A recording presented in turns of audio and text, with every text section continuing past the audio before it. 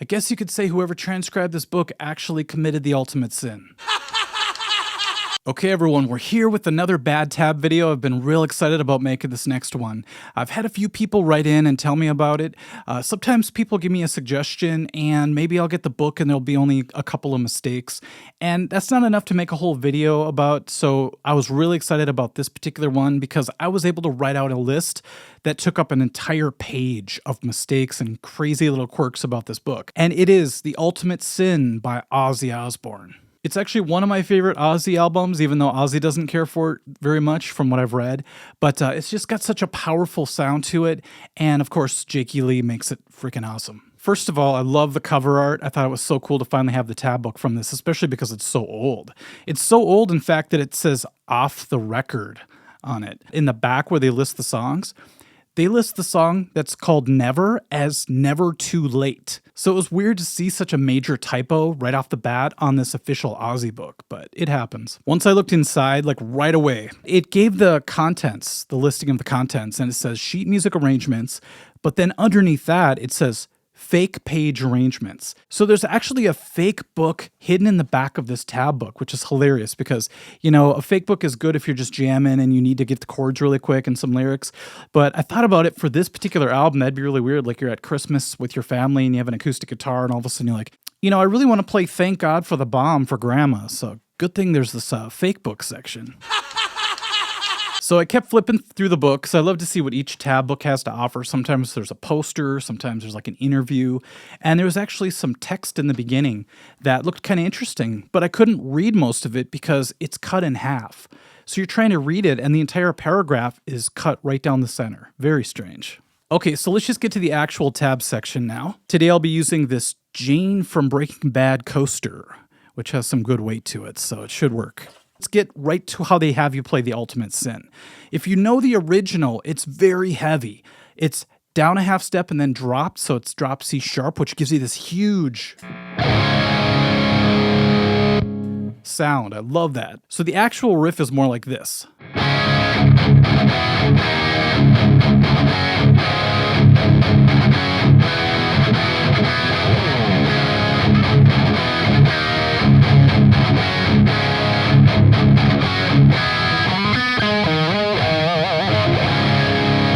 Sorry, my hand kind of spazzed out at the end there. I got kind of excited. Okay, let's switch to the other guitar, and I want to show you what the book has us doing. So here's the Ultimate Sin tab from the book. This is how they said it goes. Let's try it.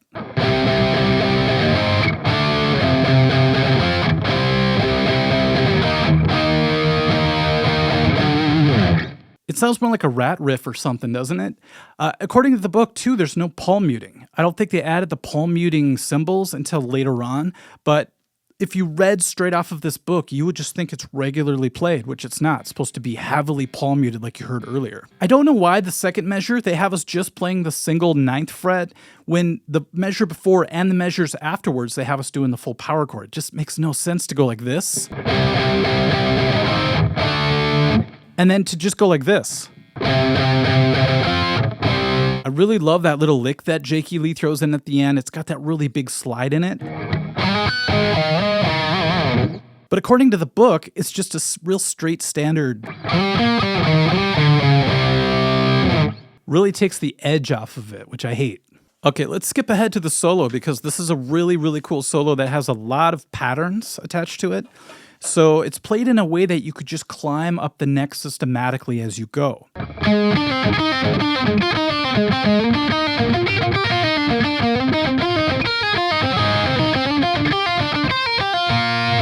Let's jump to what the book tells us, then we'll do the second half of that. It's already way more difficult and it doesn't sound as good. The next part.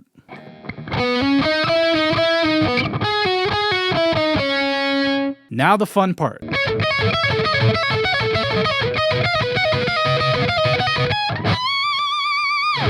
God, Jakey Lee was intense. Okay, so what does the book say? So it sounds real one-dimensional compared to what the real version is. Now this one's a bummer because the riff is so edgy and cool sounding that when you take away the few things that they're missing, it just loses all of that. So here's kind of what they tell you to do.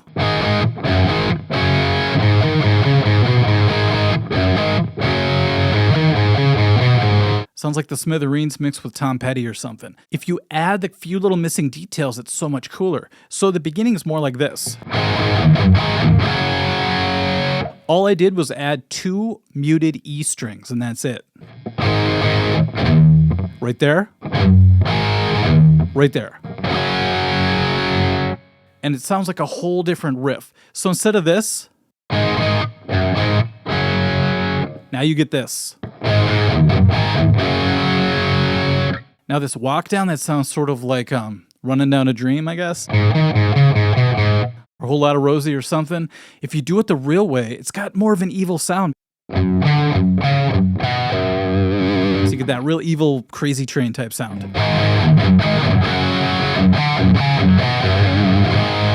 Contrast with what they have.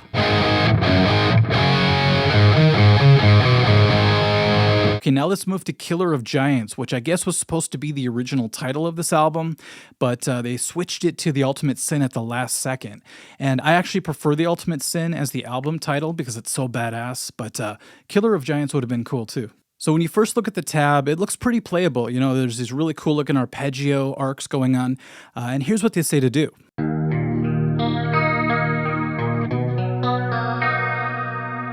Sounds pretty good, right?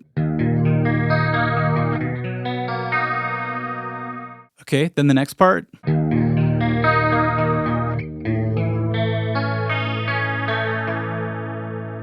I don't care who you are, that chord sucks to play.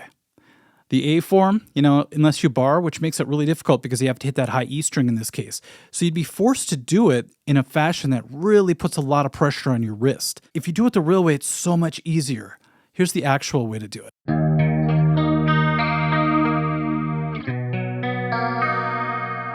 See, I'm just playing it up here and using a lot of open strings. Now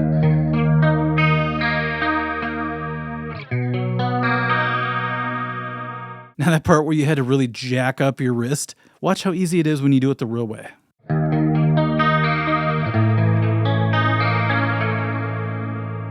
Isn't that kind of a shame that all you really had to do was this little movement to make it work? So that might seem like a small gripe, but it's a big deal to someone like me who spent his whole life playing things the hard way, the wrong way, when the easy way is actually the real way. Okay, we have to move to the song called Never, because it's got one of those really cool riffs that I think was way ahead of its time. I'll play it, and then you could tell me what you think. So the actual riff sounds more like this.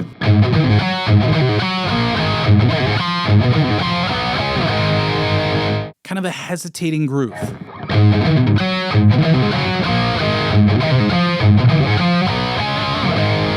It also kind of has that Living Colour Cult of Personality vibe. I don't know if you hear that too. Sadly, the book's version takes away all those cool elements. Here's what the book says.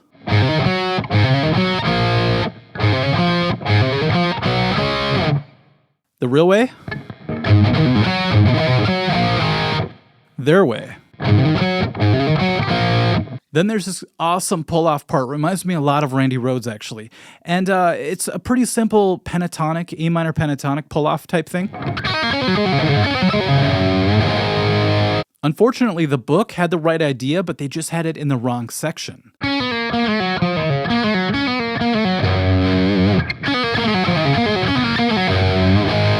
Sounds more like a Brent Mason country type, like Albert Lee type stuff, but it just isn't rock. That's rock. This isn't rock. I mean, it could be if you had enough distortion, I guess. Now, I always picture him like a kid buying my first tab book, and you're like, I can't wait to learn the solo to Never. You look through it, and you're like, maybe a page got torn out because it's not here. And then you look up here on page 40, and it says, lead guitar ad-lib. So you're just out of luck. You know, it's like back in the day before the internet. If you couldn't think of a song name or you couldn't think of a fact, you just had to go to bed that night not knowing. With this book, you just had to go to bed that night not knowing the solo. All right, moving on to Lightning Strikes. There's something really appealing about this song. I think once again it has that Crazy Train type vibe, but the riff is like this.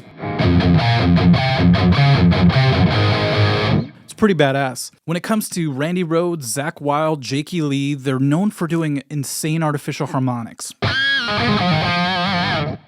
Now, he does something like that on the song, but if you look at the tab book, every time there's an artificial harmonic, instead of putting AH or artificial harmonic and telling you what it is, maybe in the back of the book, Here they just say random harmonic, which is really funny saying random because it's almost like, oops, I didn't mean to do that, but he purposely put it in there, obviously. And it's a very calculated one as well. The 4th fret on the G string. It's got a very distinctive sound to it. And then I looked throughout the rest of the book, and every time there's a squeal, it says random harmonic. I guess you could say this guy should never have been allowed to transcribe this book. Okay, this book just keeps trying to close itself, so good thing for Jane holding it together there. Thank you. Sometimes I'm afraid to flatten these pages out like I normally would do because they're so old that sometimes the binding just cracks and then the book falls in half, breaks in half, and it's a bummer. So that's kind of why I'm not doing that today. Fool Like You starts off with a very distinct natural harmonic melody, and it's played in such a cool way, but the book messes up one of the notes, the first note actually. And the rough part about that is that this keeps circulating, so you keep hitting the wrong note over and over again. Here's how they have it. So this very first harmonic is incorrect. But like I said, you got to keep going back to it. The real one's actually found back here at the 3rd fret. It's a lot higher sounding, isn't it? Which, when mixed with the next 2 harmonics, sounds really great. That's how it should sound. Here's a quick bonus way to do the same thing. It's a lot harder to do, but I think it's probably what Jakey Lee did. All you have to do is play the highest 2 strings at the 24th frets, but then you have to do this really crazy 3rd string approximation harmonic. So for me, it's right on top of my middle pickup. So however you want to gauge that, you go like 24, 25, 26, whatever, get to here and just find it. See how high up it is? So in order to make this work, for me at least, is I have to put my hand over the top, play the 24th frets with my ring finger while I touch the weird harmonic with my index finger.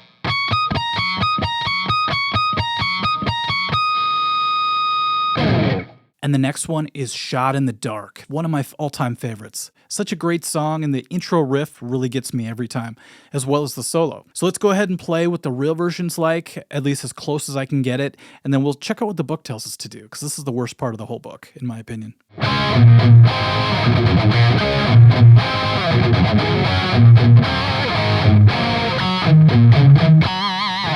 I actually had to watch Jakey Lee's fingers, and I saw a couple of live versions, and I really slowed it down and zoomed in to check out what he was doing, and it was pretty close to that. That's why when I saw the transcription, I almost puked on my boots, because it was like, what are they talking about? Here's what they say to do. The beginning, they just want us to play 2 shapes, and it sounds like this.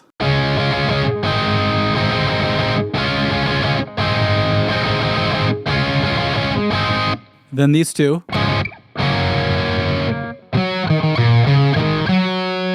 If you look at the notation above the tab, it shows these muted X's. So I think what they want us to do is to either palm mute or to just do some fretting hand muting. Let's see how that sounds. Here's the fretting hand muting version.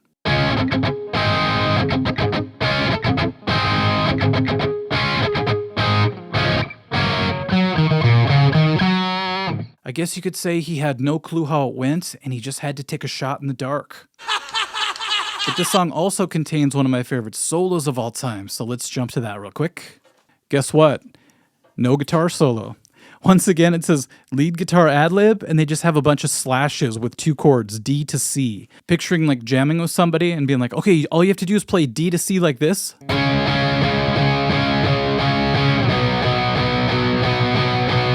And I'll just make up whatever.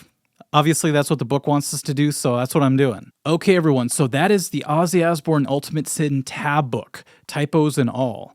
It was a lot of fun to get this in the mail, to look through it. I'm just glad to have it, and I'm going to take good care of it. You know, it's one of those things, like I said, I didn't want to wreck the binding because it kind of feels like a vintage piece of memorabilia to me. So I think I'm just going to frame it and hang it up or something just because I love the way that cover looks, and it's really cool having this tab book in my hands, even though it sucks. Okay, everyone, hopefully that was fun to watch, and I guess we'll catch you at the next video. Thank you. Bye-bye.